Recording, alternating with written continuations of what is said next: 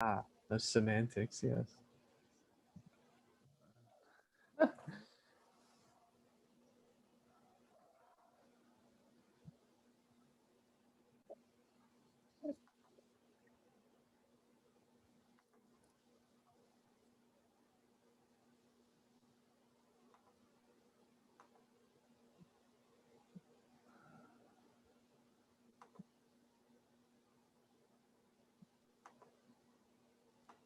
There it is. Dialog.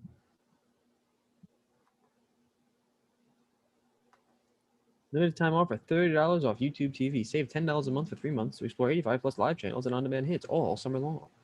Why'd I click claim offer? I want to click on dismiss. Yeah. Ready, Freddy. Hey, we got one person watching. That's me. Oh, we got 2 people watching. What's up?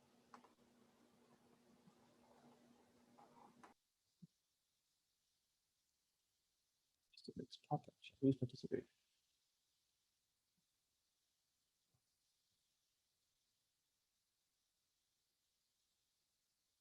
I think Sarah hopped on to give us a like, and then she popped back on.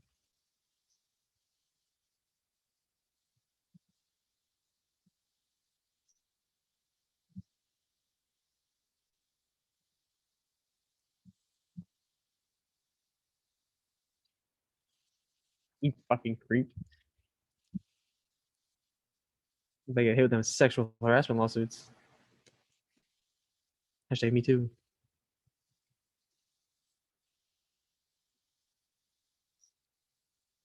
Yeah.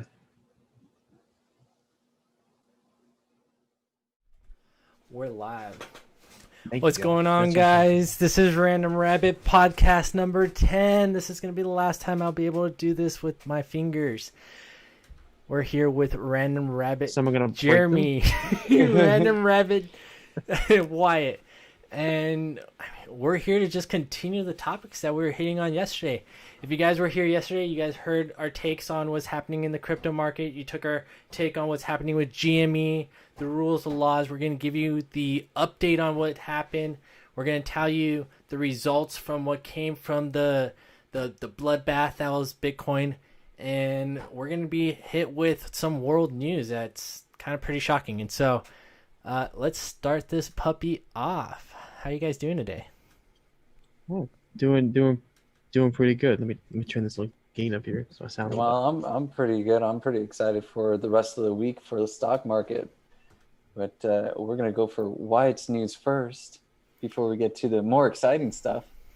Right, my shit's boring, but we're gonna do it anyway. So, all right, first story up here is China closed its last pro-democratic newspaper in Hong Kong. This is the Apple Daily, and it was started in 1995, 2 years after the UK had returned control of Hong Kong to China. And after 26 years, it has been shut down by the Chinese government. The authorities froze their assets, seized journalists' computers, and charged 2 of the top execs under the national security law, which was designed to crush dissent in the city.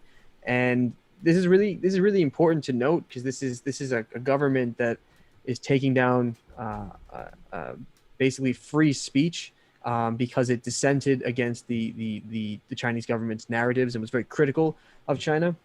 The officials allege that the Apple Daily used news as a tool to challenge China's national security, and police charged 2 executives, including its editor-in-chief Ryan Law, with conspiring to collude with foreign forces. The belief is that over the course of the last couple of years, about 30 or 40 articles that were extremely critical of the Chinese government were helpful in creating sanctions being brought up against China. So this is really kind of an issue of like the state says, hey, you're standing against me, and we don't really like what you're saying. We don't really want to hear your criticism, and we're not going to take it anymore. So even though this isn't the first thing that's happened, they've been arresting people, and there have been some other sketchy dealings. The rest of the 800 members of their staff on Thursday are going to be out of a job, and that puts an end to at least 26 years of the Apple Daily. This is a significant sign of a momentum shift within the Chinese government, and really they're just kind of putting their foot down and saying, they've already quelled a lot of protests throughout the year, jailed, arrested, even some people were shot and killed. So this is definitely it's a scary moment when you see this because it's really just like the extinguishing of free speech.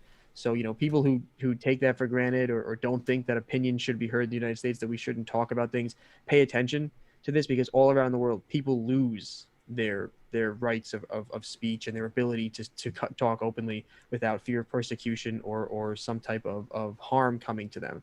So, and because in addition to this, over the last couple of years, many of the journalists and stuff have either quit or kind of reserved themselves in their reporting, because they were afraid of repercussions from the government, because they were afraid for their lives and their families' lives and what would happen. So this is definitely some big news coming out of China. Um, you know, it's the argument there is that it's against the state and they're being critical of the state, but you think about America, their entire channels, entire media companies who are devoted to nothing but shit talking a president or an administration or a policy. And we here really understand and value that opinions should be considered, everyone should be heard, and I think that's how it should be around the world. So I personally don't like this. I don't think this is a good step for the Chinese people, for China as a whole. But the Chinese state runs a lot of the show, so they're going to make that decision. And it's definitely, as some people in China have described it, as reported and interviewed, as a dark day, a very, very dark day for free speech in China. So I'm not taking my freedom of speech for granted. Yeah, this is just more and more news of China. Just they're taking control. They're using their iron fist, and they're not messing around. China has a goal. China has a goal. The Chinese government has a goal, and it's going to reach that goal. And it's not going to let anyone stand in its way, whether it be a foreign power or whether it be in their own country, right? A national force of their own citizens. They're not going to let anybody stand in the way. They don't want to hear dissent. They don't want to hear people spin the narratives. Because remember, we talked about, I think last week, China was doing a rehashing of its history to correct any fallacies in the history of China. Make sure you kind of set the record straight. So you really can't have free speech and people being critical of your government, of your officials and your actions, and still expect to be able to rewrite history and maintain control, because there are pockets of truth and holes in their logic and in their history, and there is plenty of track record of not only China, but governments like China, communist regimes, and other fascist regimes, other things like this, who've undergone this same process. So this isn't something new throughout history. But it's definitely, I feel like it's almost a step back away from democracy and a heavier push towards, the state and communism. And we are an entire unit, whether you like it or not. This is where we're going. It's not really up to you. You're no longer driving. We make the rules as the head of state. You follow them or else.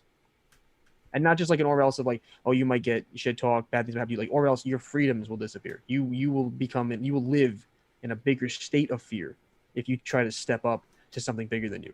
And that, I think, is very unsettling. Yeah, no, I mean, definitely happy to live where I'm living right now. I mean, some next topic that would be on our radar that's just the same is Russia. What do we have on Russia? Right. So for Russia, we have two big stories today. First story is not something that's brand new, but over time now, the Arctic Ocean, right, the ice in the Arctic Ocean is melting. And as this ice melts, it creates new passageways for Russia to sit in between Asia and Europe, right? So usually you would have all this treacherous terrain, and you'd have all this ice, and it would just be very difficult to move. But now, with as much melting as there has been, it's kind of creating a thoroughfare. And Russia is poised to benefit from this significantly, because it would cut the distance between Europe and Asia by about a third, as opposed to going through the South China Sea or going through the Malacca Strait, which are currently used for cargo, very backed up, very, very congested. Russia's already building infrastructure here. They have about $11.5 billion project, US dollar project they've committed, and they've kind of said, we're going to do this. And the interesting thing here is that there's a lot of kind of pushback from the United States saying you don't have the jurisdiction to do this. The areas that you want to change, you don't actually have the authority to do. And there's other issues like, for instance, icebreakers, right? Escort tariffs, transit costs, navigational unpredictability. So this is still early on in its inception, right? There have been companies that have been running trials up here, doing journeys back and forth between China, between Russia, between Europe, right? Testing out the waters. There's still a ways to go, but Moscow, Russia, right? They have the largest fleet of nuclear-powered icebreakers, ships that are designed to break and push large amounts of ice out of the way. So they would be the best suited for this terrain. And This also gives not only access for Russia to be in a central, like a center point in a major trade route, which puts it in direct contestment to the United States in terms of its amount of trade, but it also allows a passageway for China to be able to establish itself in the Atlantic Ocean, which is the eastern seaboard of the United States. Something that's been really difficult for them to do because they'd have to go a pretty long way. But now they could have a way of going around through Europe and doing it through neutral waters. So it's very, very interesting. Some talk has been heard that the Russians may be trying to reopen Soviet era bases along these routes, and Putin has obviously denied this. Said there's no kind of that's a hole in the water. But they have been increasing military presence. They are planning to build. They are building infrastructure as we speak, and plans for this to become that route. And the shipper, for instance, the Chinese shipping company Costco has been carrying out about 9 of these trips back and forth a year as trial runs. China has not yet made a commitment to do anything in this region, but they are definitely watching. They're definitely waiting. They definitely have some activities in there, so they're well aware of this. And there's even a European, British company that's setting up at the eastern tip of that opening, and they're putting a port up there because they have a newly purchased asset for gold and I believe copper or iron. So they're going to have presence in that area as well.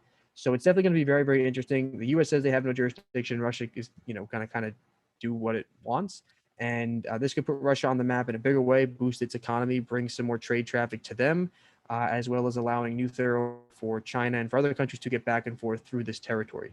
It's just very interesting to see because the United States has really enjoyed a lot of when you think about it, like we literally had a wall of ice that helps close off a thoroughfare that now will melt. And as a result of the ice caps in the Arctic melting twice as fast as the rest of anything else on the Earth, it's happening very quickly. Last year was one of the hottest years on record. In 2021, the ice is supposed to melt even more because as of 2020, it was the lowest it's ever been. So it's definitely something interesting to watch. These are the kind of big geopolitical and global economic macros that could be changing up, where companies do business, where they do their commitments, how much money is flowing to different countries, and that could attract different businesses, different markets. It could change the game. It could bring prosperity to individuals, bring more capital, bring more money, bring more security and strength.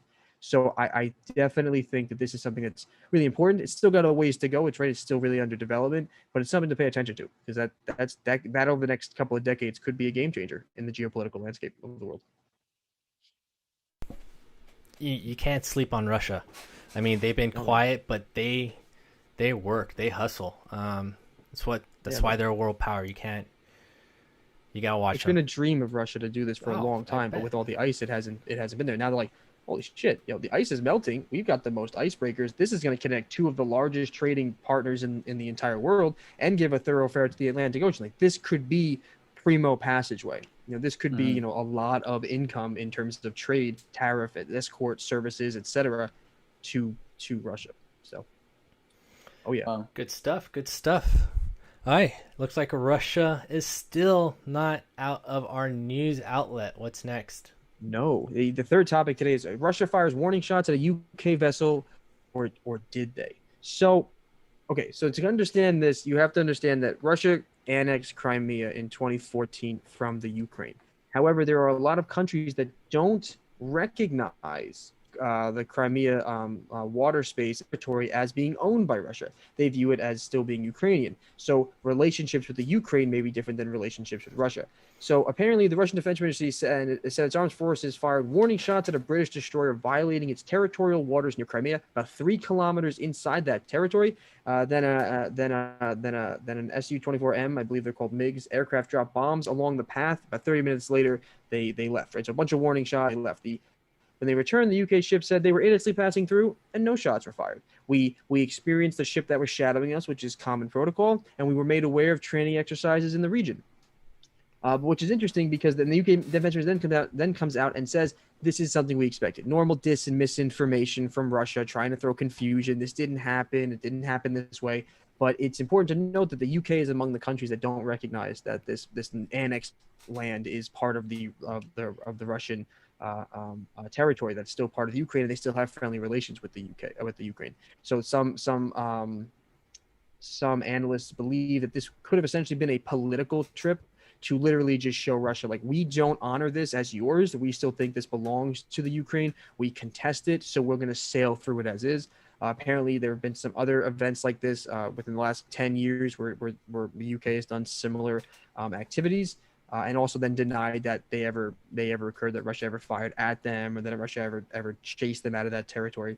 So it's really interesting to think about, who's lying, who's telling the truth. And then when you really understand how the climate of Crimea is, you can understand that it could have been a political thing. And Russia doesn't want to start a war. So they're just going to make a big show. They're going to fire warning shots. They're going to let you know, like, hey, you shouldn't be here.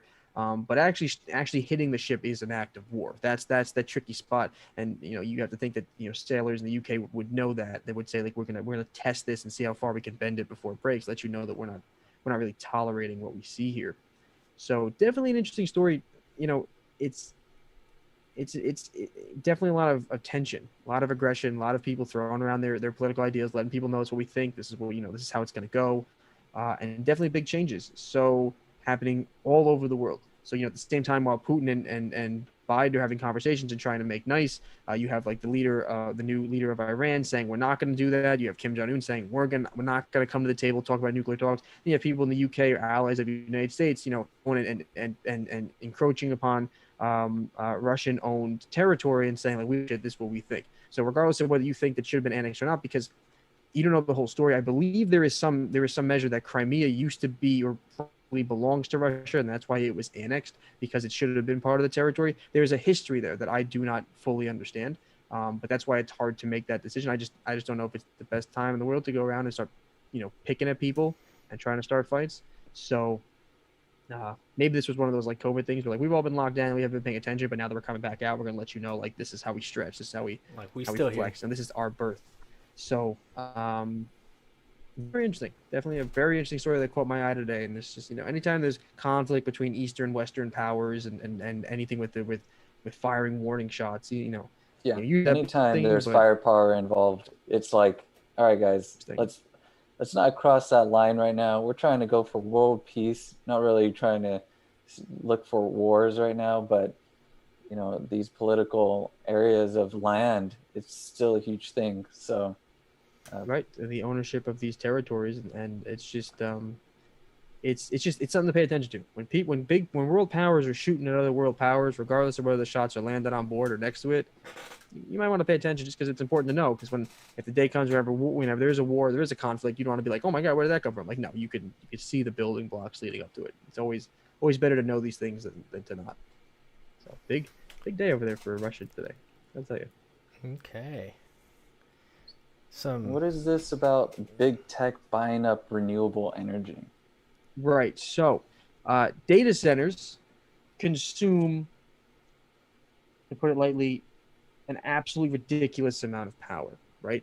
And the usage of data is only increasing. So you have people like Amazon, Facebook, Google, Microsoft, Alphabet, going out and saying, okay, we are going to need to consume a tremendous amount of electricity, but we want to push into cleaner renewable energy sources. So what you're seeing is, for instance, Amazon announced commitments to buy about 1.5 gigawatts of production capacity from 14 new solar wind plants around the world, with the goal to cover all of their operations with renewable energy by 2025. So, and that's a goal of a lot of these other companies, not to be fully, but they're working towards becoming fully powered by renewable energy sources. And they're using all the cash and all their assets on their balance sheet to fund these projects, which, interestingly enough, a lot of these projects that are being funded, two major points are: A, if these companies weren't making these commitments and funding these projects, they may not exist. And two, B, the amount of money being spent by these companies on these projects is actually being looked at as more valuable than state or government subsidies. So you're literally seeing people go to other countries and saying, yeah, we will pay for your project to build. It's going to be worth more than the subsidy you get from your country, and we're going to have a lot of demand. So we're literally bringing, capital to you and saying, we're going to help basically fund this entire thing, and then you're going to be our partner. We're going to buy from you and take that commitment, and we're going to get renewable energy. Because the trick here is to make sure the renewable energy they get is not just using existing supply or just adding more production capacity to the limit. They have to make sure it actually is clean and renewable. Right, the whole thing has to be. That's the point, because otherwise you're just adding more to the system. It kind of defeats their target there.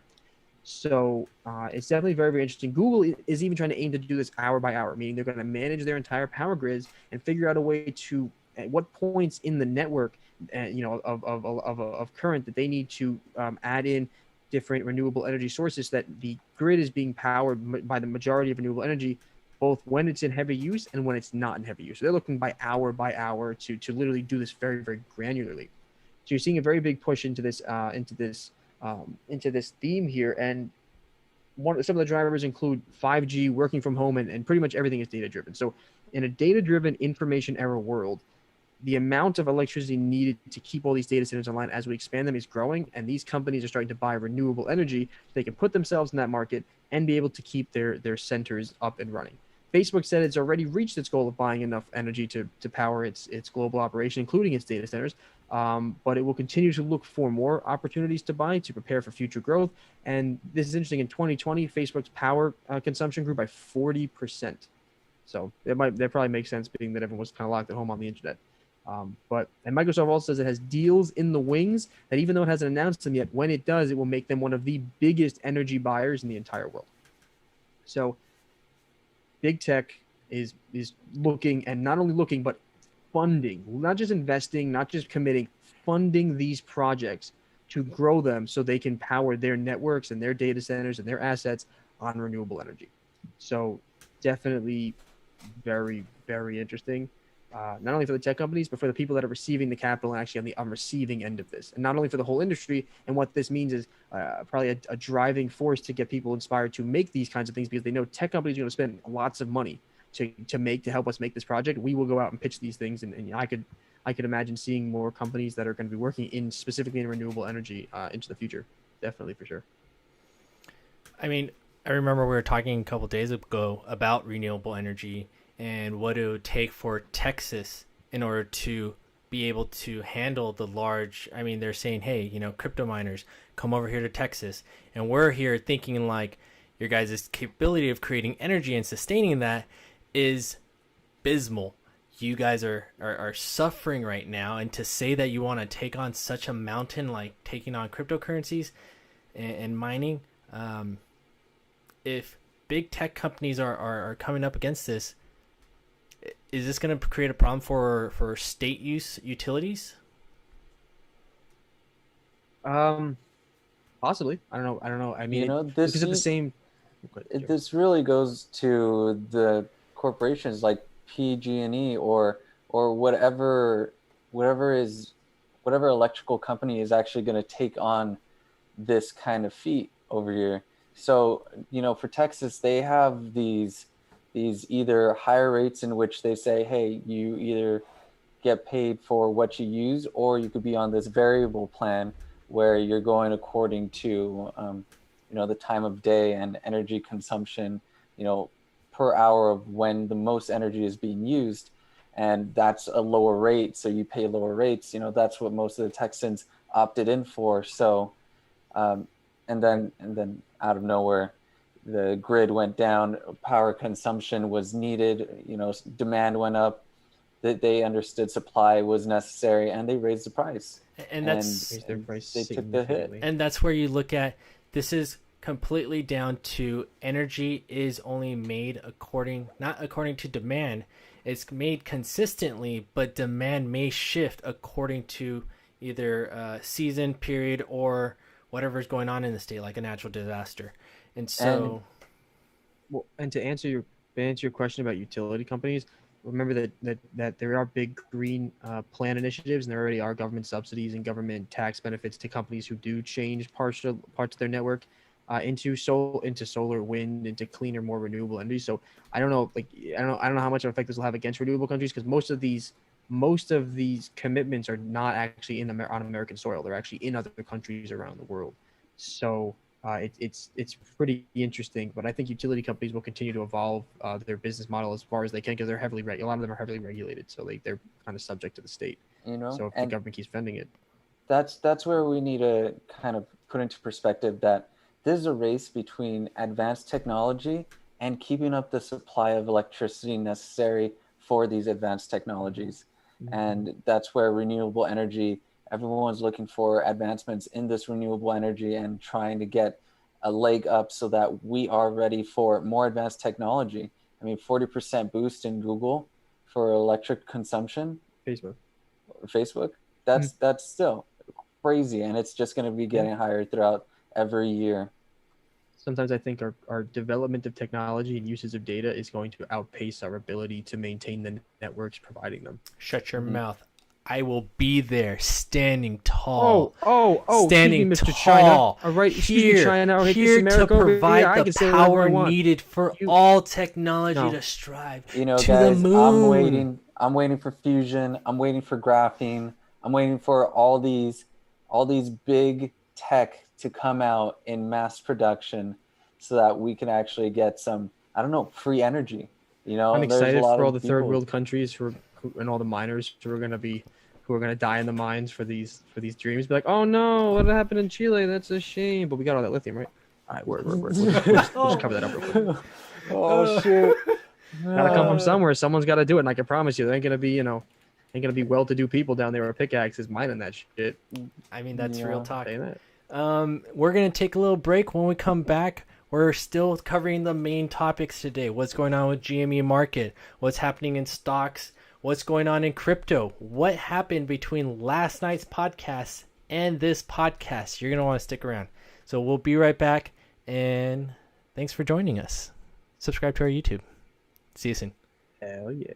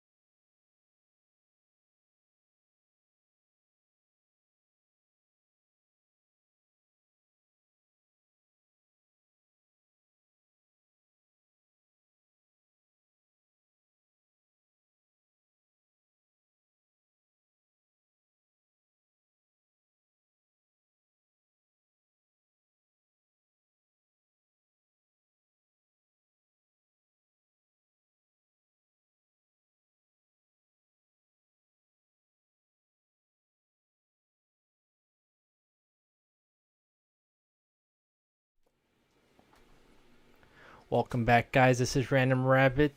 We're running right into our crypto market. Okay, so for everybody who's joining us, El Salvador, they made some big moves recently in the news, catching everybody's attention by adopting Bitcoin as legal tender. Now, if you joined us for our Monday podcast, me and Wyatt actually went into this, and we went into this probably for about like 2 hours. And so if you guys are really curious about, what a financial quant takes from this and what it would take for Bitcoin to become a legal tender and overtake the fiat or our dollar, really interesting talk. I learned a lot. I am a supporter of cryptocurrencies, but after talking to Wyatt, I'm definitely thinking twice about, the long haul where this is going. But let's get back to what we're looking at. El Salvador, obviously making big news. They're looking at their renewable energy. They're looking at volcanoes. They're constructing the plans. I even saw the blueprints of what they're going to construct around the volcano. Looks completely badass. It's like new age, brand new, shiny. I love shiny. But here's the big question. How are they going to completely transfer over the use of their dollarization into Bitcoin? Now, the reason this is such a relevant topic is because we did argue this. And Wyatt made such great points that we are now seeing the result of what this looks like. one of the dark sides of this is that this is not considered legal tender. This is now considered forced tender. Forced tender means that they are now forcing people not just to, let's say there's other types of currencies that they're able to use. Like, let's say you're able to trade, your farm, your crops for the season for someone else's fish that they got in the ocean. Before, yeah, it would have been completely fine if both people agreed that transaction would happen. When it comes to forced legal tender, what we're looking at is that they're now forcing people to make transactions solely using Bitcoin. How does that look? That means in order for you to do anything, you have to adopt Bitcoin. This is not going to be looking good for people who can't have or don't have access to Bitcoin. Or technology. The technology alone is just going to be one of the hills and barriers to entry to cross. But what we're also looking at is that this is also history not repeating itself. I want to use that what Jeremy said. This is history rhyming. History doesn't repeat itself, but it rhymes. This is history rhyming. We've seen this back in Soviet Union, back when, so El Salvador, let's just define it. There's an Article 7, and that's what their Bitcoin law came into action. Now we have Article 175 from the Soviet Union during their Civil War time, and this is the exact same thing they're doing. They're forcing tender in order to, I mean, you control the market at that point, but you're also creating, this is only during a time when you have militarization. Ooh, I think I fumbled that word. Militarization. No, never mind. I did pretty good. All right, and so the second time that we see this is also going to be in Nazi Germany. Unfortunately, World War II also showed that Nazi had their own forced tender. Both of these did not result very well for its people in the economy. This is hard to do. You can't just take one main currency and just switch it right over to a different currency and not expect things to not work. There's a lot of still questions in mind of how this is even going to go about. I know we talked last time about the need for a bank and the bank's ability to create mortgages that are affordable for people to create houses, to create businesses, to establish a strong economy. And unfortunately, El Salvador did show that the use of dollarization and the use of a 2% inflation over a 25 period allowed for banks to give out mortgages as a 7% rate, which for a Latin American country that is suffering from economic downfall, this is unreal. This is amazing. This is power back to the people.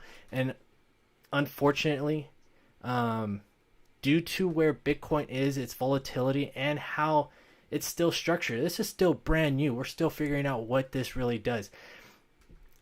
We're going to see if El Salvador jumped the gun, or this could have been one of those genius moves.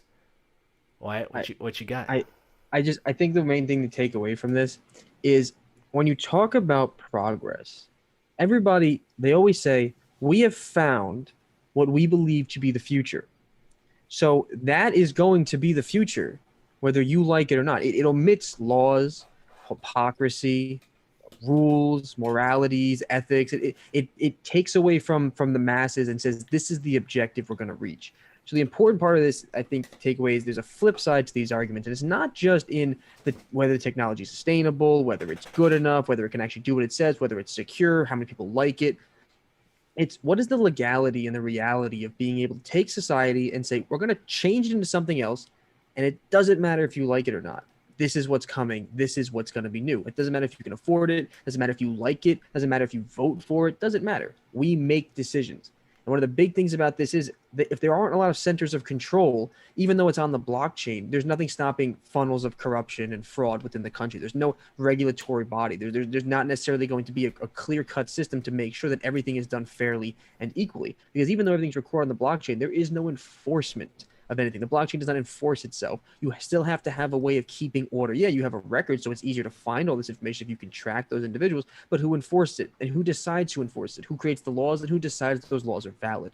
So that's the other flip side, I think, of progress that we have to remember. Is just because we want progress doesn't mean we can just do it.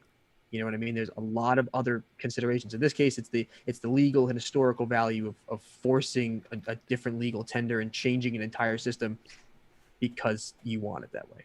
And I mean, and that's where we're seeing this is what Totalitarian. Ooh, man, I cannot.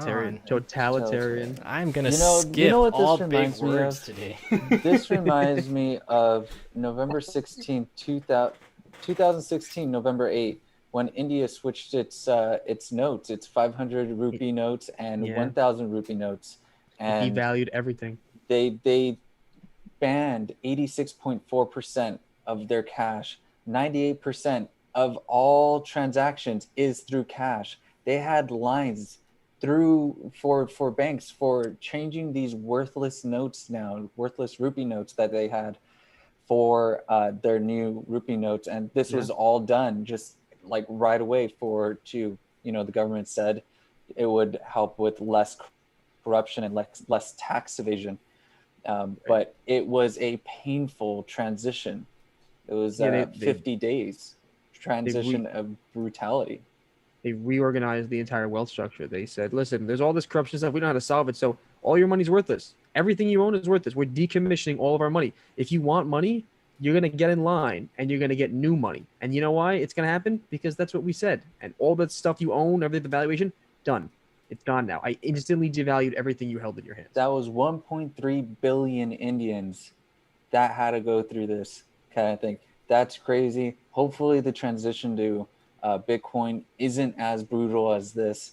The only setback that I see is that not everyone has the technology in order to sustain Bitcoin and keep paying for it. So I think it's going to be a slow transition, though everyone thinks that it's going to be like switch overnight, like in India.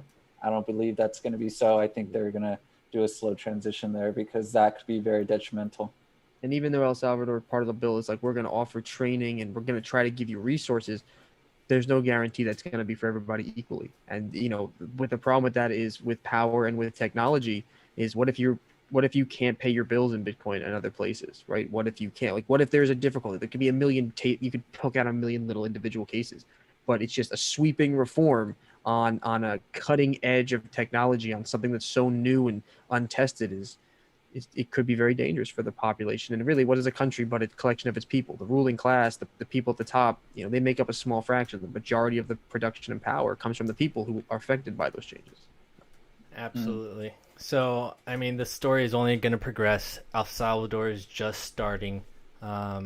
I also love how the picture on the screen is El Salvador's big mistake, but then there's a picture of Kamala Harris, and just stop blaming Kamala Harris. That's completely different, but it's just so funny. Damn it, Kamala! What did you do? It's all her fault. It doesn't even always all her fault. Okay, if you're here yesterday I was talking about what's going on in the crypto markets, and let's just see some of the top big Bitcoins to cryptos to look at is Bitcoin, Ethereum, Cardano, and those are going to be the three that we're going to evaluate today.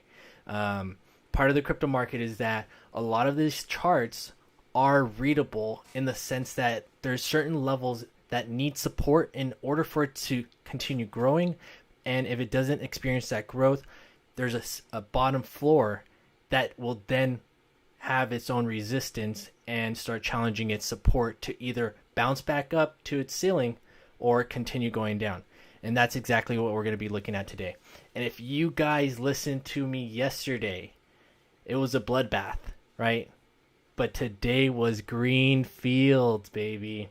It was a bounce. It was a beautiful bounce. And this is a type of bounce that you do see normally in crypto markets.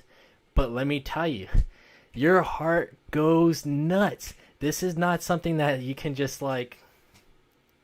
You gotta sleep like a baby knowing that you have zero control over what's going to happen in this market. This is just a high risk tolerance, but there are ways in order to check these things out. Now let's look at what we're looking at. So we have, and this is what's amazing, there's analysts going out here and they're telling us exactly what to be looking for. And so I just want to help you guys look at the same things that I use in order to kind of either give my support or kind of like my doubt. And a lot of these things are just numbers. right here, we see that there was a resistance at 28,000. We hit that resistance and we gained the support from that resistance, bouncing back up, hitting 34,000. That is just unreal. But here's the thing, the resistance is now at 35,500. That's our ceiling now. And so if we keep that strong momentum and that support stays at 3,500, we do have the potential of next hitting 48,000. And so that's something to look at to Bitcoin. But at the same time, if we drop below the 28,000, we have the potential of hitting 18,000. So those are kind of numbers to look at. And these numbers aren't guaranteed. For example, just because the next resistance is 18,000, yes, it could potentially hit 18,000. But what will most likely happen is that it will start getting close to 18,000. And it'll get to probably 20,000, right? 24,000, 22,000. And then in a single day, it'll like, boom, dip to 18 and bounce back up. Not financial advice, but this is been a pattern that's been seen repeatedly through this market.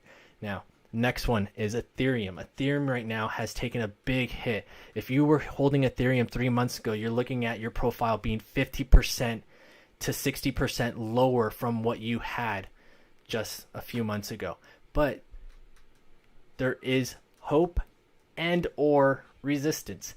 And so if we look at this chart, we see that we have been hitting the same resistance. All these guys are doing is looking at past results. What was the past floor? What was the previous floor behind that?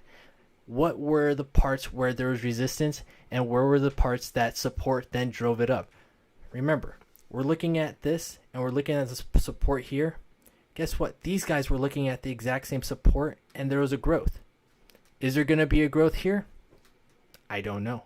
It's hard to say. But to not question where, or to not know where your floors are, you're playing a dangerous game. Know exactly how low these things are supposed to go and when it's going too low. Now, as we look at the analytics, we see right here that we have a floor of 1,700. This is the very bottom floor, and we did touch that. We touched it barely, just for a split second, because if we look at the charts today, we're back up to, we touched at 2,000 again. That's a I believe it was an increase of 8%. And so that was something that it bounced. That was another one. That's our second bounce already today. And so these markets are scary. I'm not gonna lie. This is some high volatility, but if you see, everything grows. They continue to go up. This is just a small period in what Ethereum is. Who knows what's going to happen next? Now, the next one that I really like is one of my favorites. It's Cardano. Cardano has some real world applications. They are pushing some wallets. I want to say some DeFi apps. We are going to do a lot more research in that. So come back. I am going to do a deep dive into Cardano and exactly what that company is doing, how you can even start using some of their products. Don't just look at this as the potential of, hey, this is only an investment. No, this is the start of new technology. This is the start of a potential next Google. This is the start of a potential next Apple. We don't know the potential that blockchain really has. But if you think that using the internet today and giving the advice to someone to use the internet, that it's too late for anybody to use the internet, the value of the internet will never go down in the sense of its value. The same way goes for cryptocurrencies. We are at the very beginnings of what the internet was back then when it was just starting off in the 1990s. We are now looking at this new latest technology. So where's it going to go? 2000. You know what I mean? And so from there, let's look at its resistant levels. So these resistant levels are here's the thing. As you see these markets drop, let me point out something really, really key that I've enjoyed about Cardano. If we see Ethereum, we see this massive drop. This followed the same type of drop that Bitcoin had. How does it have you as a speaker, Wyatt? This makes zero sense. I know, I'm the only one up there. I just saw myself and I was like, hey, look at me. Hey, look, I'm not going to fight it. You know what I mean? If it chose me, it chose me. Just don't be jealous. Get on my screen. All right, so I can point to it. Back to the subject. Here, guys, this is the dip that we saw over this last month. If your portfolio dipped, it dipped hard. Now, in that same time period, do you see that same giant dip in Cardano? No, you don't. The support was there. The momentum was still there.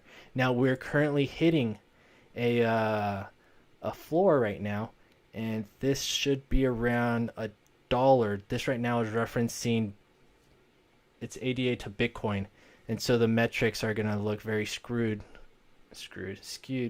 in the sense of like 0.0000, but that's measuring up against a $34,000 crypto. When you reference it to the US dollar, right now we're currently sitting at a floor of $1. Now, this isn't the worst. 3 months ago, Cardano was hitting, it was getting close to $2. I believe it hit $1.80, dropped down, and then we saw it going from $1.60 to $1.40, and now it's only decreased probably about, I want to say 20% to 30% compared to about the 50% drop we're seeing in these other large cryptocurrencies like Bitcoin, like Ethereum. And one of the main reasons is real world applications. They are working their butt off in order to make products that will come out to the market. And that's where we see that this is looking strong in our crypto market. This is resisting the current it's a bearish slide right now, and it's not taking the hits as all these other ones, and I see that as a positive message. That's a positive view. So this is not financial advice, but if you are interested in Bitcoin in a long-term hold, check out Cardano, check out Ethereum, don't look at Bitcoin. And if you are looking at Bitcoin, it's because Bitcoin is the flag to start all races. Whatever Bitcoin is the does, poster child of crypto. Everybody, that's like the first runner. That's the big name. When everyone talks about crypto, they always think of Bitcoin. It's like when you think about Band-Aids, what do you think about? You think of Band-Aid brand. And so if you're looking at this, you're saying, okay, Josh, when's going to be the best time to buy? Well, not financial advice, but if I'm looking at this from a perspective of, you know what, if there's a potential of this breaking past its all-time high, I'm going to look at what that all-time high is. If I'm measuring the distance between here, and it's about over a 20% gain, I might take that bet every single day, every day of the week, because if there is a continued bull market, it's going to fly right past that all-time high. And even if it goes into a bear market, I'm not too worried about this particular one losing as much value as the other ones as they take the hits in a bear market. And so, drumroll, yesterday we talked about Dogecoin. I said, don't touch it with a 10-foot pole, but if you do touch it, use a 12-foot pole, because they made huge gains in the last 24 hours. And so this is something that's just absolutely unreal. If you're looking at the charts yesterday, you're seeing that Dogecoin dropped down to 17 cents. 17 cents. Now, when I was talking to this, I believe to Wyatt, we were looking at it at, I think, 40 cents. That was probably one of the first times that we brought it up as a topic. And I said, don't touch it. Don't touch it. Don't touch it. It is overvalued. Right now, it is still overvalued, but with 12-foot poles, the risk is greater, and you are poking bulls. You have to define what a 10-foot pole and a 12-foot pole are, because you're like, you don't want to touch with a 10-footer, but let me tell you, you touch it with a 12-footer, you're gonna be good. Everyone's decided, like, Mom, we gotta go to Ace. Why? I gotta get a 10-foot pole and a 12-foot pole. And then we're gonna make a lot of money on Dogecoin. Okay. And then we're buying Dogecoin, Mom. That's what Josh we're buying Dogecoin. We're buying Dogecoin. With the sticks? I guess so. That's what Josh said. Let's get back. So, guys, if you're looking at this, yesterday, we're looking at this at 2:45 p.m., 17 cents. Look at this growth. At the very top of this growth was a gain of 36%. Where are you at? I saw it. It was around here. All right, let's just say 30%. That's what I just saw right now. 30% growth. Now, everything slaughtered Everything was slaughtered yesterday, right? Even Dogecoin took its hit. But that's why this is also another coin that I don't want to say don't sleep on it, but you have to take this as a high risk bet. There's big boys playing with this coin. There's some new developers who are coming in. I would say put some funny money into it. You know, if you got some Monopoly money that's worth anything, throw that in. But don't throw anything that's going to be like, hey, guys, I'm going to buy like my next mansion because like Dogecoin's going to $10. No, absolutely not. This could be the new all-time high. Aside from what it did previously, we don't know wasn't its all-time high like 75 cents? It's It's still really far there. off from its all-time high. Look at this. It is a hype coin. You gotta take it for what it is, and look at the technical indicators. After the drop, the RSIs, the relative strength index, were probably way bottomed out, and people were just like, "Hey, this is a great buying opportunity." The MACD must have been way down, and they're all like, "Hey, momentum could swing up right now," and that's what they did. They took advantage at those low points because of the big drops. You know, as a general value investor, so I like longer term horizons instead of short term horizons. When I look at this chart, right, and I look at, the basic way to look at this is like lower highs, right, and lower lows, and that's usually a sign of a long term downtrend. I literally see a triangular wedge heading down, just whoop, like literally you could draw a line from the peaks almost entirely and literally Boom, map out boom, the peaks all the way back down. boom. That's So what it he's depends talking on about. yeah, Yeah, I'm that talking is a about like very that is disgusting a chart. very defined geometric shape. So that's something to pay attention to, because you see in the beginning, you see slow adoption, sharp rises, but then you see consistent, even though you have short-term volatility and people are pumping it up, every time they pump it up, it's not as high as it was before. It's always a little bit lower. Like it's a little bit, it's like you're just losing steam, like you're fighting, but you Lower just can't keep highs. throwing your punches, just weaker and weaker each time. So those are things to notice. Yes, could it be contracting into a zone where then you're going to see a lot of explosive growth? That might happen if it goes sideways, in terms of the price doesn't move very much for a long time. People look at that as a bullish sign to buy. It's hit a positive floor. Hit a probable floor where it's gonna sit there. Or the other hand is it's actually going to slowly keep trending down lower, and it put up a fight all the way down until until Lassie doesn't make it anymore. And so that's why, if you were thinking about buying Dogecoin, I just want to tell you 100%, don't do it. Don't do it whatsoever. Not even a 15-foot pole though. Like, what if I had a 20-foot pole? How 20-foot poles only. The thing 20-foot poles taped with Monopoly money. The, then you can invest. Then you can trade. Just the tip. And Sprinkle. the reason B is that these are the ones that will get the most FOMO. You're going to look at this and you're going to say, holy crap, this increased 30%. I saw what it did before. It increased, look at that, 18,000%. Guys, this will never happen again. There are tons of things you're going to miss out on in your life that you're going to kick yourself for. And it's going to be a lot of these stocks included.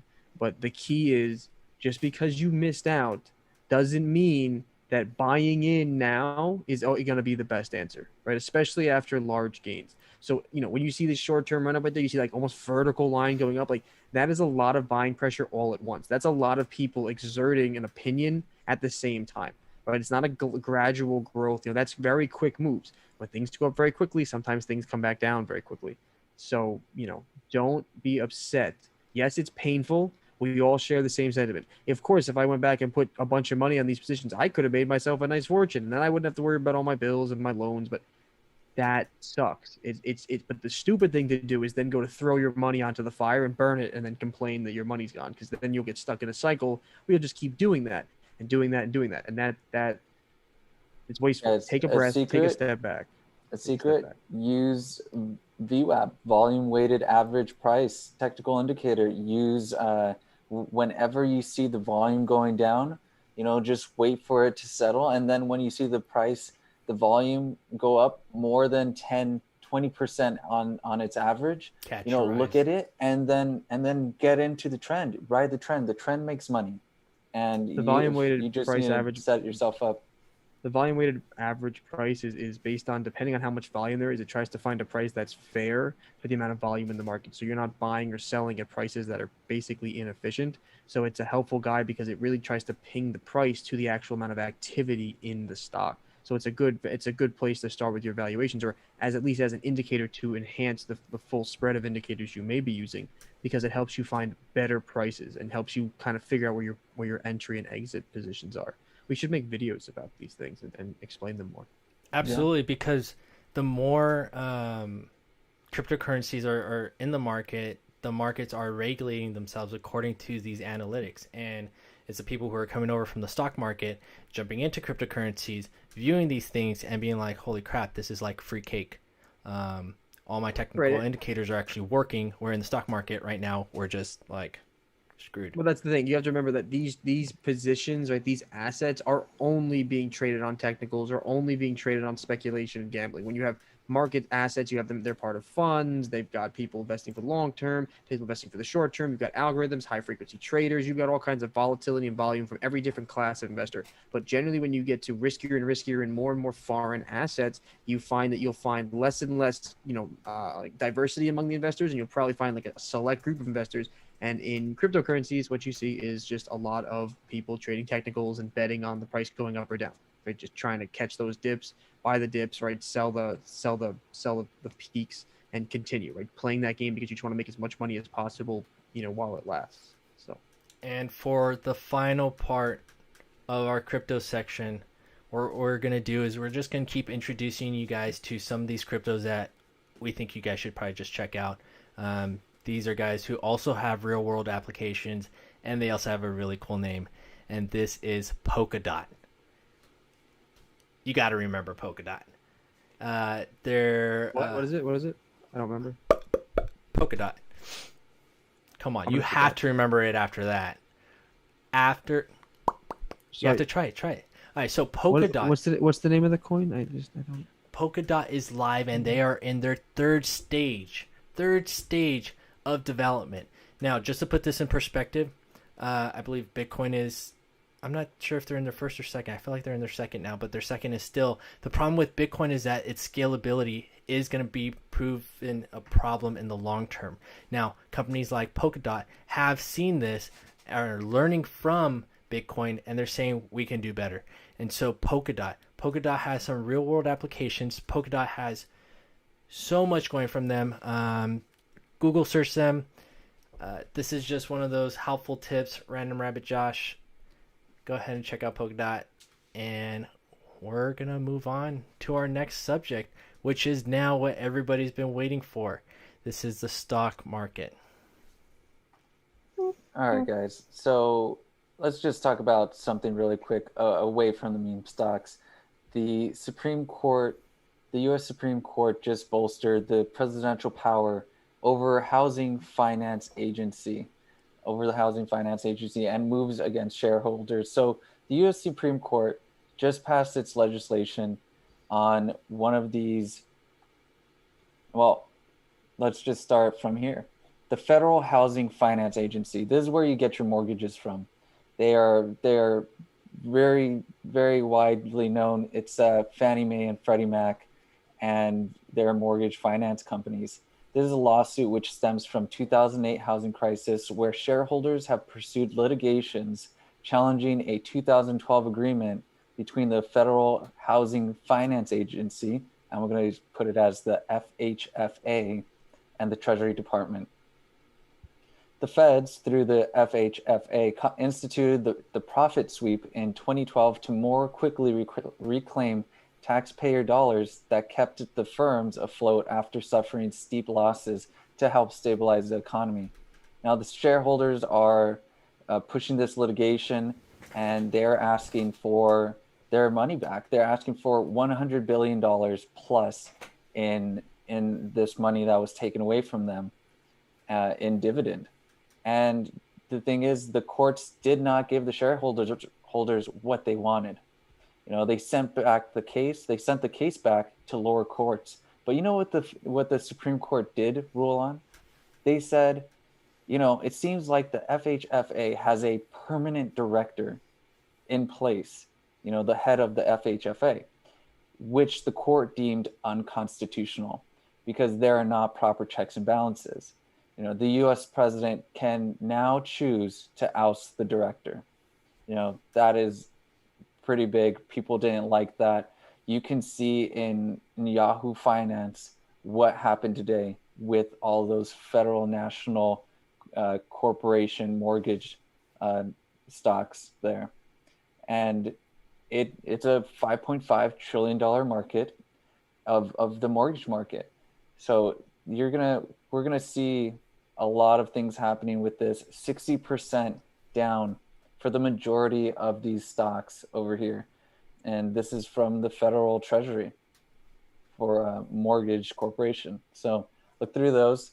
It's a very interesting story. A lot of shareholders not happy.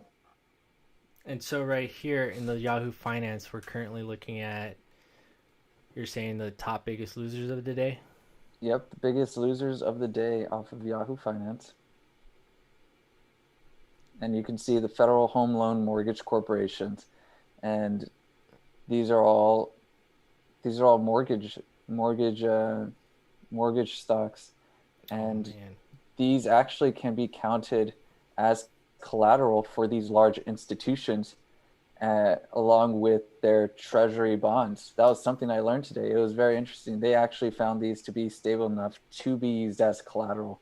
But now it went 60% down. That is 60% that these institutions actually needed to bolster up for their margin calls for their margin. So, everyone took a hit today, and we'll see what happens here. Talking about margin calls, NSC 002, NSCC 002, which is the automation of margin calls, was supposed to be published today. It got set back till tomorrow, and tomorrow is June 24th. That's going to be something to really look at, the automated margin calls. I was very disappointed when I read that. I was looking forward today for a lot of things to happen. But just remember, just because a company gets margin called doesn't mean they're gonna try hiding things as quickly as possible. But if somebody keeps checking in hour after hour to see if you're able to hold up your margin and you have the right amount of liquidity and money on hand, it's just a matter of time before these guys start getting margin called and liquidated on these over leveraged positions.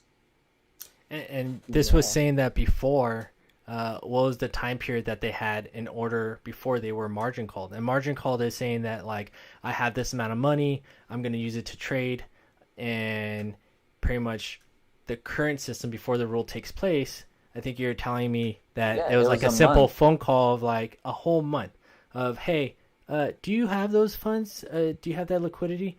And then pretty much it was just a simple done. Yeah, it was a simple, oh yeah, we have it. No checks, right? No one checked in. They would use checks. They would say, oh, okay, well, we got margin called. We got 2 days in order to bring up some cash together 2 days. And then be able to cover our position. Now it's going to be every hour, and if they aren't ready, they're going to get taken out, and it's going to be a bloodbath out there. They even brought in a new rule that I'm going to be going more in depth into later of what happens when banks get defaulted. And that just came out to be published by the SEC as a new rule coming through.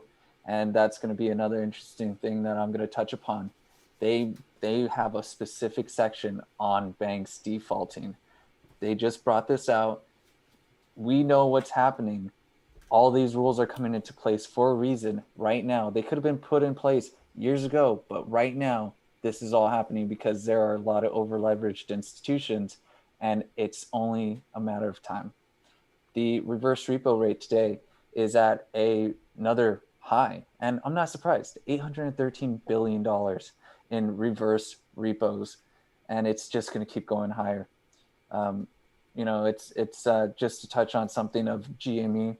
The GME shorting for Interactive Brokers. If you see it, it's at a very low. At the moment, there's around 300,000 available shorts for Interactive Brokers on there for clients to short. Just from the data that you can see on the chart, the high is like 2 million shorts that are available to short. I've seen it higher in the past. The chart right there for iBorrow Desk only shows the past couple months, or a year's worth, I believe. So it's very interesting to see that these shorts are actually there's not many available for Interactive Brokers, and it's gonna be interesting. Everything coming to play, and again, I hope that they actually do publish the automated margin calls tomorrow, and it doesn't get pushed back another day, because tomorrow is another pattern day. It's a T+21 pattern day that these Redditors have been talking about. It's a day of fail to deliver. It's either they kick the can down the road and they take a hit and pay more money in order to hide their fail to delivers, or they bleed, which is where they actually start giving back their fail to deliveries and shore up their positions slowly by slowly. I don't know. They won't do it all at once. That's all I know, because these companies, they're doing anything and everything they can in order to stay in business one more day. Keep their doors open one more day. And again, Friday, Russell 1000 welcomes GameStop. I'm going to keep saying this until Friday comes, but this is exciting stuff. Buying pressure is happening. Something very interesting that I came across was GameStop did the 5 million shares at the money share offering. And guess what? The on-balance volume still didn't move. It stayed flat. There's a lot of things going on right now. That's just they have a case here. The SEC has a case that Robinhood could go and sue whoever is doing this fraudulent activity and be like, hey, I could have actually made more money for my shares for my offering, but it went down during this time. I can sue you now and say I could have got more money at $300 a share, but now I had to get it at $200 a share. That's grounds for a litigation, and I don't doubt that that's going to be something to see in the future.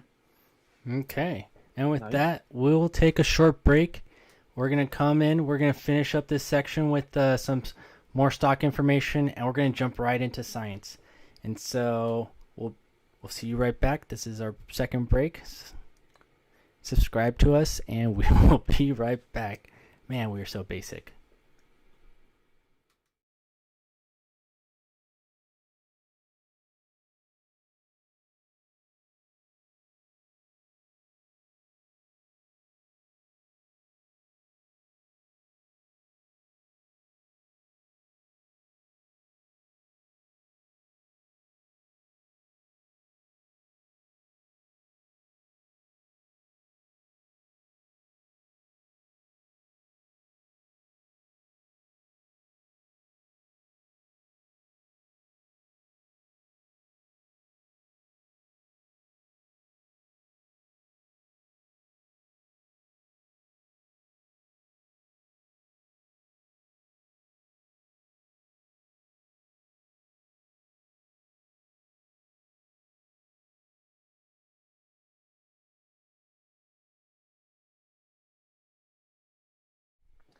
All right, Hey. We're going to be hitting on the science section. Guys, something exciting just came out. In 2000, they started going into this field in biology called genometrics or genomics. It's studying of the genome. And just recently on June 12th, the entire human genome finally has been sequenced. So the complete sequence of the human genome, that is just profound to me. This includes a big portion of the missing 8% from the first draft of the genome. So if we think about like an X chromosome, that 8% lied right in the center of that cross section of the chromosome, which is called, and it's called a centromere. That right in the center part, and the centromere, and these structures play a very large role in directing the chromosomes, and especially during replication, but they also connect things together.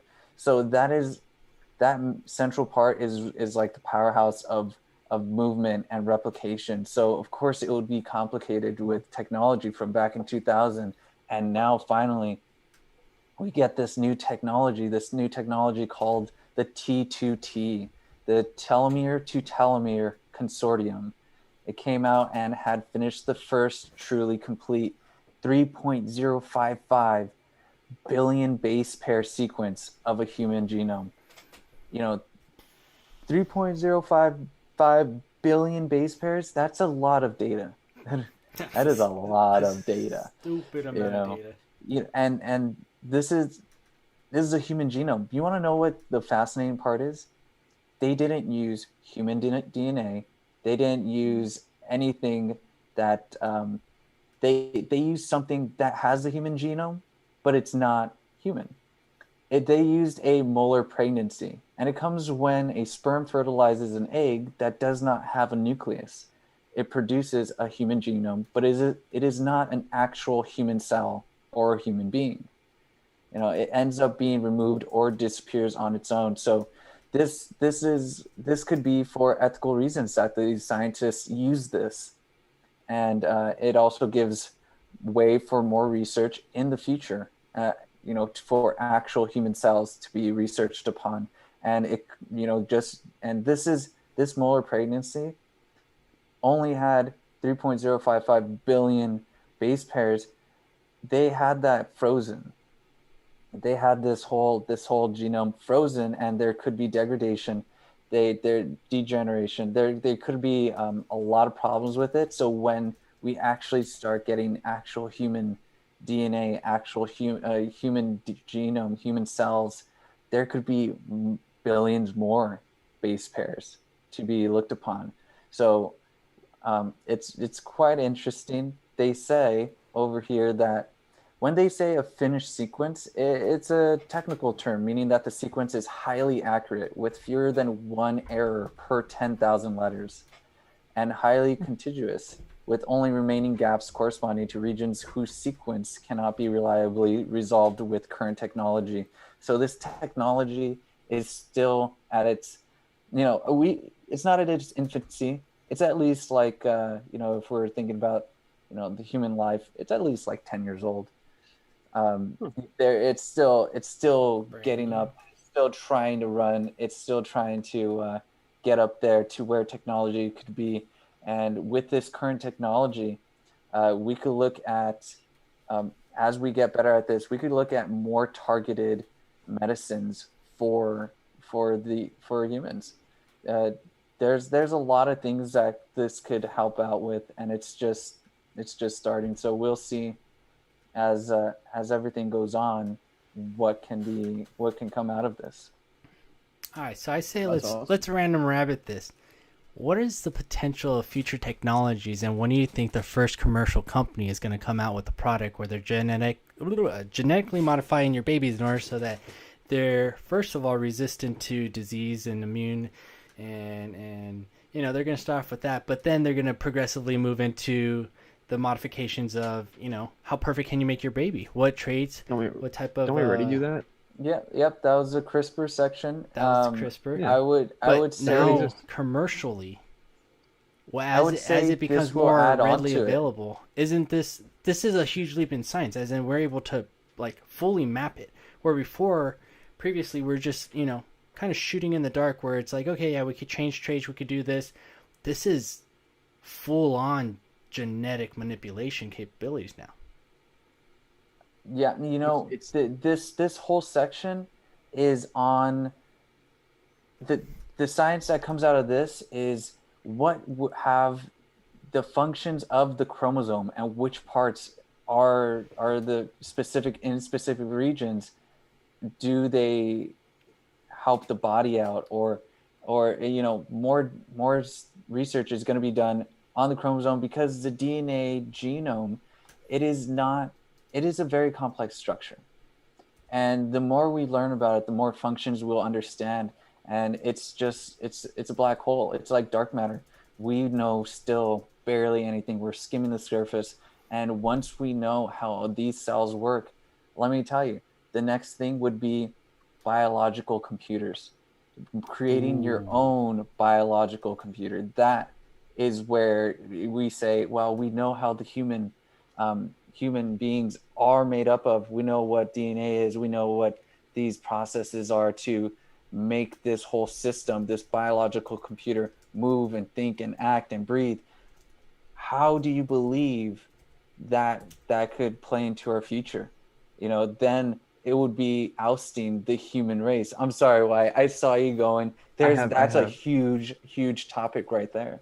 Yeah, I have a huge, like I said, for CRISPR, our attempts to stop what nature does and taking out natural selection has created, I think, a lot of the problems that we currently exist with of overpopulation and too much divisiveness, too much sickness, too much illness that passes from family to family. When you have dogs that are purebreds, they're bred within their own bloodlines. They develop a lot of different health disorders because they just keep passing them around, but their bloodline is pure, right? So it's acceptable, deemed acceptable by the people paying and justify the means.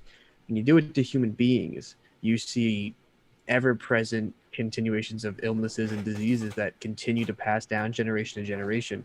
Now, that is a factor of us just creating better living conditions so that we can all survive longer and we don't let nature kill off those of us that are quote unquote weaker than the others, right? Again, no, there's no morality here. This is strictly by the rules of nature. When you can take away severe illnesses, I think you would be able to. I think you could find some positive benefits there. I think it will also just act against nature, and you will create a species that just lives on forever and ever and continues to take up more resources and destroy other animal species. I think right now in North America, they say there's like 1,000 bird species that are in danger of and need to be protected because of climate change, because of our losing area to actually nest and be, because we just buy everything and turn it into a fucking parking lot, for people to live in, because there's so many bodies, we got to put them somewhere. And I think that once you get to the world where you just start changing features about people because you don't like that or you want them to look this way, I think you've stepped into a world of vanity. And I think the problem with that is not like, oh, vanity's evil.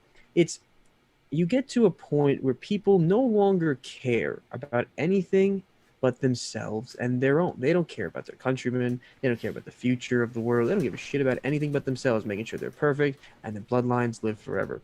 And that is generally how we create empires that are power vacuums. Dynasties. Yeah. Well, and everything we know from dynasties is they're good, but they're not the greatest things in the world. That's why there's different dynasties, because they don't last. All right, let's take this a little deeper. Oh, sorry, Wyatt, go. Oh no, and I was just gonna say, I think it's really just a question when it comes to biological computers. Yes, I think that it's one of these things where, again, people are so excited at the thought of how far we can go and how much money they can make that they don't realize that some of the things we create, they're not morally wrong, they're not ethically wrong, they're not spitting in the face of any god. None of these fucking nonsense arguments. It's the concept of, when do you invalidate your own species? And in doing so, if you invalidate enough of, let's say, the lower classes of people who do all the work, you're effectively saying, well, we can only live in a society where these are the higher ups, and then we create a system to maintain itself, but we don't need that many people anymore. And I think it's reckless because we are not, I think it's only reckless because of how fast it goes, because everyone's so excited about the evolution of technology, they don't realize the rest of culture and society in the world can't keep up and isn't keeping up. So if we get to a point where we're at this technological level where nobody else can keep up in terms of intelligence or maintenance, and just generally everybody's far behind, do you not just speed the world back in time, back to a time when you have massive poverty and massive inequality, even more so than you have today? Because people want to, look how smart I am. Look at this crazy thing I invented to help mankind. Well, so far by my measure, a lot of technology has done much harm and detriment to mankind, psychologically, physically, emotionally, relationship related, professionally related, psychological illness related.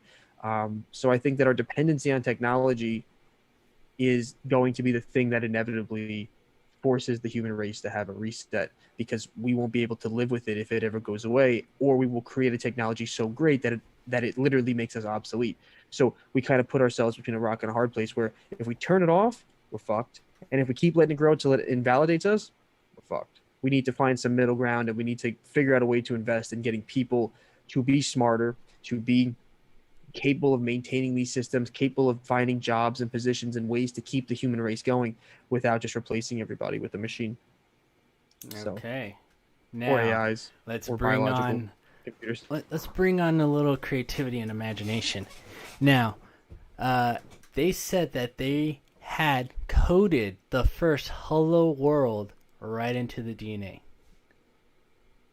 I mean, I imagine if you can understand a structure, you understand how to manipulate it and use it, then programming it is just a matter of interacting and manipulating that object. I mean, if you can figure out the sequence as a code and you can read a language to actually understand its translations, I imagine you could do something like that. Where does this take us in the future? Now, if I can imagine where this could even But possibly when you say progress. "hello world," what do you mean? Like, what do you mean by they programmed it in? Like, what does that mean in this context? Like, they wrote it on there, or they sent data programmed equivalent it in. to I believe it was a DNA cell that, within it, they programmed DNA. I thought I grabbed the article that said it, but this one just says it was an editing used to store data. So they just stored the data of Hello World. Now, I mean, I guess the common argument here would be like, well, we get to a point where we don't need to learn anything anymore. We just beam information into our brains, and that's why I continue to say the dependency is a problem. Like when you stop, like when you take, let's say a supplement, you overdo a supplement, your body stops making the thing that your supplement is producing. Like when you take, if you're ever working out and lifting, you take creatine, right, to help to build muscle. It naturally produces creatine, a couple of grams a day. You start taking 10 grams a day, you're dosing for a period of time. Your body says, well, you're giving me so much of this. I don't need to make this thing because it'll be wasteful. It'll be too much. So I stop making it. Then all of a sudden you stop taking creatine, and then people swell up with water weight because their body has to relearn how to, okay, now I have to make this natural compound again because I'm not getting enough of it. What happens when you raise a society where knowledge is not earned? Knowledge is just given. It's just poof, data in your mind. What happens to people? What happens to our ability to think? Because if those lights turn off, or if you're not able to gain access to that, will you still be able to even remotely compete in the world? Or will you be one of those people who works with a dystopian mind? If everyone's smart, I would suspect that a lot of people will just stop being ignorant and actually try and, I don't know. When you think about someone being smart, that's subjective. You can be smart in anything. But Yes. Have you ever been hopped up on caffeine?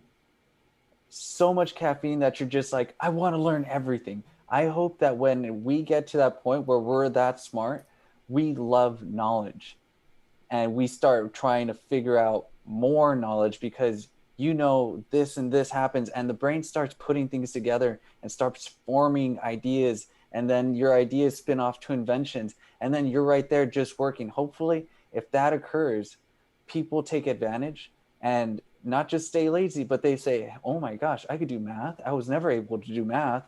I could build a rocket ship, and just do it because they can.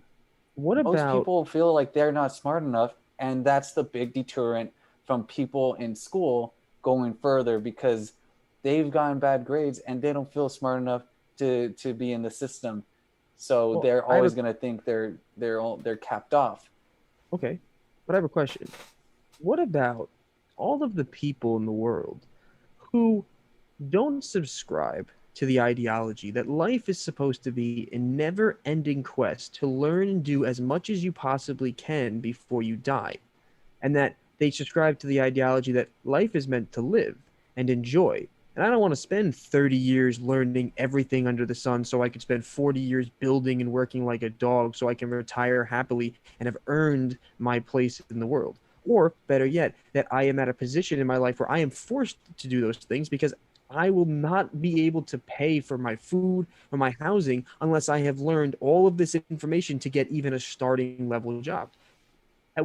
Society says we need to do this or else you go behind, but there are no options anymore. You don't get a choice. You don't get to choose to live an easier life. You have to pursue that knowledge. And I'm not saying that people shouldn't. What I'm saying is that not everybody wants to be at the cutting edge of knowledge all the time. It's a lot of work and it takes a lot of sacrifice. Some people just want to enjoy existence. Then so what do we what's say to gonna those happen? people? what's going to happen is that when people get smart enough, technology advances, we get lazier, because when we create technology, it's only because we're lazy and we want an easier way to get through life. And then we're going to be floating around in chairs or having our segways, and we're going to just be on those things while robots are cooking our foods, taking out our trash, walking our pets, and everything is done for us. And we have self-sustainability, and it's a utopian mindset until someone snaps and says, I can't take it anymore. And then we restart the human race. Is it really a utopian if it is the final stage before the destruction of a species? I feel like you guys are blowing this so out of proportion. You guys are so off. This has absolutely zero to do with the progression of this technology. You guys are just doomsday. Because imagine where Here's it goes what's next. going on. Imagine where it Here's goes next. what's It going starts on. out simple, but it How just gets I bigger. read this is not like some catastrophe. How I read this is your body can become your own computer. You can now, in the future, potentially store maybe your most valuable data within yourself, creating maybe even potentially your own encryption. But we do that with our own brains. Like the information you know that's in your mind right now, what's more encrypted and more protected than your memories and the things that you know? Upload, download any part of this? Yes, you can say them, speak them, you can transit them. If you're saying literal copies of, like, I remembered that memory. All right, guys, this is Random Rabbit. We had a great time today. We are just not. The whole point is a potential of, if you're able to edit and put in any type of, the Hello World is just beginning code of any coder's first project. The first thing you ever do in a computer when you're coding is Hello World. What that tells me is that this is just the start of your body being used as a potential computer. If your body is being used as a potential computer, what do computers do? Computers also make up the internet. Now, as we progress, is there going to be a new form of internet based off of just the use of your body? How could work progress? How can the use of computers, instead of coming up to a computer that has data already on it, what if you yourself are the data that can only be used according to whatever platform or technology in order to extract that data from you? Welcome to Neuralink. Have you ever heard? Thank you. Have you ever heard of the arguments against why people shouldn't connect all of the devices in their home together and then connect them to the internet? Have you ever heard like the arguments against the security breaches and the dependency of the entire system on one network, right? And who gets to control that information and receive that data? You talk about the privacy factor. Now imagine your whole house, and now your medical data, your heartbeat, your heart rate, where you go, what you do, what excites you, what doesn't excite you, what chemicals are being fired off in your brain at what time. I mean, you want to talk about Google taking all your information and advertising to you? I was like, you talking about Apple product? Yeah. How does it feel about selling a literal copy of your biometric DNA to the world to be used? Now, I mean, this also progresses further where it comes to, we could, instead of guessing what type of illness someone has, you could have a program inside of you directly analyzing and giving real time analytics to doctors in order to help save your life. Right, you could. No more guesswork for doctors, right? But then what's the point of being a doctor? And I don't even think it's going to be a matter of affording it. And then apply the proper drug. I don't think it's going to be a matter of affording it. You know, just as the insurance companies, if you're not an insurance company looking at this to see how you're going to increase your rates, you're crazy. Because anybody who's not using this technology is at a higher risk of having a medical problem because you're not having that direct access for a medical provider to view your body. Once you do, though, you do decrease the risk of the use of your insurance, the use of you dying, the use of anybody trying to figure out how to fix you. Because you're taking out human error. That's what it is, right? And wait. And there's money in that. Right. But what so there's money in this idea. There's some money in this idea to put a sensor inside the body to monitor your vital signs, right? But you said an insurance company to increase their rates to prepare for this. No, not to prepare. As in, if you have someone who has this, let's say a code that's associated to the insurance, that's associated to the doctor who they're under, right? Your provider. You accept this software or however it be encoded into your body so that they could then take that analysis and give it to a doctor. Now, this allows the doctor to do in-depth analysis on your body and to pretty much keep you alive longer, better, and in a more sustainable way that's less intrusive. You don't have to go to a doctor's office every single time. The data is literally there. Versus someone who's not on this technology, guessing upon the needs and wants of what their body might need according to their sicknesses, diseases, however the body's treating them, how they're aging, and a doctor not having that same software to know, yes, I believe their liability goes a lot higher versus someone who is being constantly monitored by their doctor and available to help them. You know, as technology progresses, a lot of jobs are going to become obsolete. And that's just how the progression of what we've been seeing as technology was introduced has been going. So that's just as a matter of time. It's not if it's going to happen, it's when it's going to happen. Right, but there are speeds to things. That's what no one ever understands. Everyone, like I said before, progress before the masses. I got news for you. Without the masses, there's no money to pay for the future. There's no adoption of technology. There's none of those things. That's what we haven't ever had a problem where technology and progress has ever been so fast paced that it's leaving people quite literally behind. There's always this talk of this beautiful utopian society, and it sounds amazing, but how do we actually get there?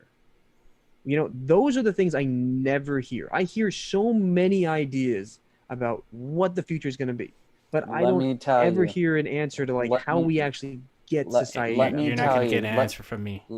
Yeah, let me tell you. That big thing that we're talking about, there's about 1 million steps that have to occur before that even gets attained, and none of us have the path to that. We don't have the roadmap. Yeah. You guys are a million steps ahead where I'm saying like, yo, in the next like 500 to 1,000 steps, we could be seeing some pretty amazing things. You know, and the application of this technology doesn't necessarily need to lead to a utopian society. A utopian society is just one of those in a perfect world, under perfect circumstances, when everybody is on the same exact page, we can have this utopian society that can then, you know, use every single scientific, you know, the laws of physics perfectly. They can map the whole human genome. I'm not here for that. I'm here to tell you how people are going to potentially make money off of this. I don't care about utopian societies. They don't exist. They will never exist. I'm telling you capitalism exists and that people are going to use the crap out of this in the way to make money. And my first example is just going to be insurance companies. Second is going to be, you know, the commercial. I feel like an insurance company wouldn't really want to touch this because it puts so much liability. If anything happens to that device inside your body, they're paying out premiums. Oh my goodness, that's a weak argument. That has absolutely nothing to do with its ability to function. Right now, we're saying that the cells itself have the ability to store the data. You're saying that the cells, if they fail, that means your body fails, right? Then you're screwed. You're dead. That has absolutely nothing to do with the software. Generally, that has everything to do with. And let's say your body is failing. Let's say if Jeremy died because he did this, would you not be suing all the companies and people in the supply chain that said this was a great idea? You should do it and pay us to have premiums for it. All I'm saying is putting a print function in. That's it. I don't know how that. Have you ever had a print function crash your computer? No, but I have also never coded. We've also never really coded human beings, which aren't computers. They're fundamentally different for many, many reasons, which is why we try to build AI first. See, on one hand, we're trying to build intelligence and we're trying to build biological coding at these different intervals. But my question is, I always hear about all the potential. Everyone's like, oh, why you're such a pessimist? Because look at all the potential. How is it possible that all roads only point up? How come roads can't point down? How come in human history, for some reason, when we look back on it, we always think like the only possible future is better? There's never going to be a downturn. There's never going to be mass problems. It's never going to happen. That's what bothers me. We always talk from the perspective of the future is always possible. Look at all these amazing ideas, but no one ever talks about, but what happens if like it doesn't work? What happens if these other problems do get bigger? What happens if we never get to that point? Everyone's like, no, that's stupid. because technology will always evolve and it will always get us to that point, and no matter what, money will always win out. You want But to as know we're why? seeing, Why? It's because You're of not an Moore's inventor. law. No. It's because of Moore's law. It's the advancement of technology. Moore's law got It blown is- out of the water. You know, Like, right, I understand that. This is what it's. How did Moore's law get blown out of the water? the progression of chips, I believe it accelerated at a certain pace that was too accelerated, and then it stopped, I believe, because like utility or even like our resources can't compete up with Moore's law. Like there does come a time where Moore's law fails, and like that's Moore's law got blown out of the water a while ago. Perfect. So would That's you say actually that what it is. society, would you say that the society now, like we've gone a couple hundred years, would you say that the point we're at now is a good, stable position? No, never. So Why then would so then I'll never claim that society will ever be at a stable position. okay, right. So then but if we can't get society, like what I'm saying is I don't disbelieve that we can have a wonderful future like this. I just believe that we won't be able to achieve it in a reasonable amount of time, and that there are going to be side effects that we really don't ever think about.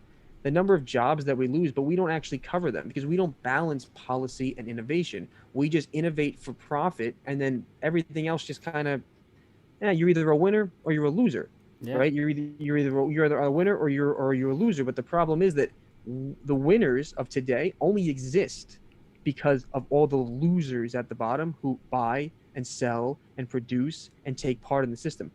I think a lot of people understand without all of that, there really isn't this big innovation. There isn't all this big money. There isn't all this big technological advancement because there isn't that much capital and resources or the means to produce and gather materials needed to actually do it.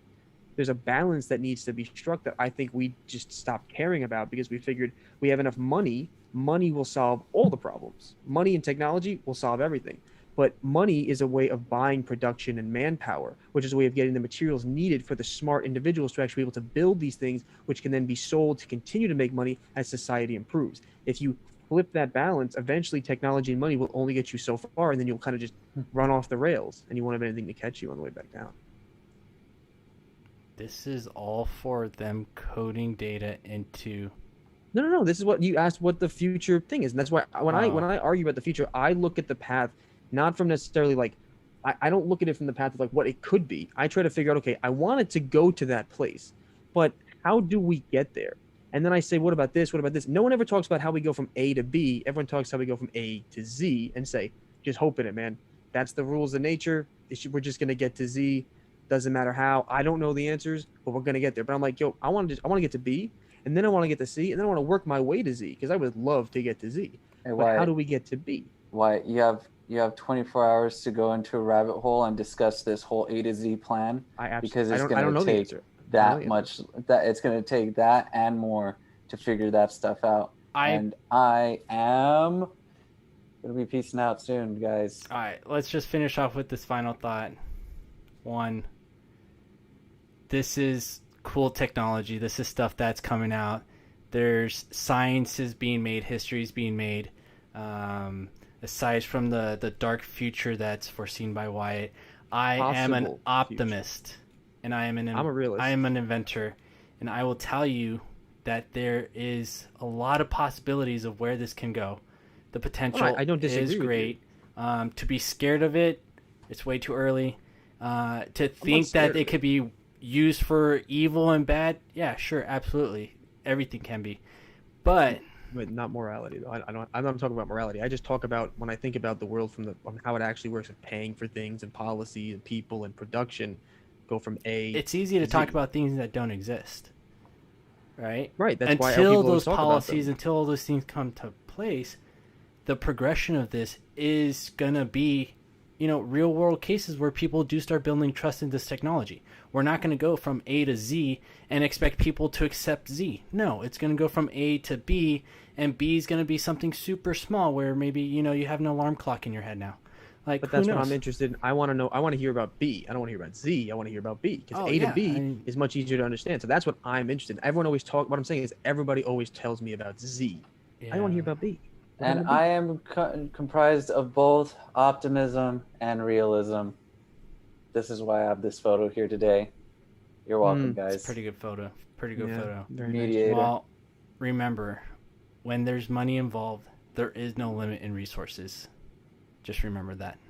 That's 100%. And that is why that is mathematically you will false. never run a company because you have to think of money as being unlimited, resources being companies no longer unlimited. exist because they ran out of money. They had big dreams and they said, well, as long as we have money, we'll have resources. Then they ran out of money and they ran out of resources and then they ran out of employees and then they don't exist anymore. The point is, And you we're don't. running out of time. You, I love you Thousands of both, but I gotta go. I'll see you guys later. You All guys right, finish guys, up your Random Rabbit podcast. This is Random Rabbit. I don't see this progressing any further than the next 3 to 5 hours of talking about this. I would love to talk about this next 3 hours, Josh. I'd love to do this. This is. I would love. I it. don't see an open-minded conversation, and so I see an increase I know I do. in I want my you to tell me about what frustration. happens at B. I want to hear about B. I'm all about that path, but I just want to hear about what the next step is. That's what I want to know. Not what the final form is. I want to know about what the next step is. Let's talk about the next step. Is arrays. Super The next Saiyan step God. is gonna be Meeting characters Jesus. and Hey. functions and everything else that progresses as a coder would progress in being able to Okay. implement data into a code. That's B. B And I wonder if is you could creating program your libraries. to reorient themselves in real time. Like imagine you could code your cells and then someone could snap their fingers and your entire molecular structure could be decimated. Oh, now we're talking about quantum entanglement. No, Fantastic. well, if you could code cells, then you could change their data. Could you not change their behavior? The way they react with the cells around them? Y'all gotta realize these cells are super, super, super, super, super, super tiny. Right, but imagine if One you could cell. program tons of them. Like cancer produces lots of cells, they permeate through your body. Imagine you got a computer program that permeated through your cells. Yep, that's called virus, people, and that's how. That'd be a pretty fucked that's up virus. how- I don't know. Wuhan, COVID. It's too soon. Too soon. Too soon, Jeremy. Yeah, we're Too gonna soon. drop that one. Guys, this is Random but- Rabbit. Thank you for I thought it joining was- us. Everything you heard today is going to be split up into videos. Go check it out on our YouTube. If you don't have time to watch all these amazing different stories, we split them up for you so you don't have to. Guys, it was a pleasure. I learned a lot today.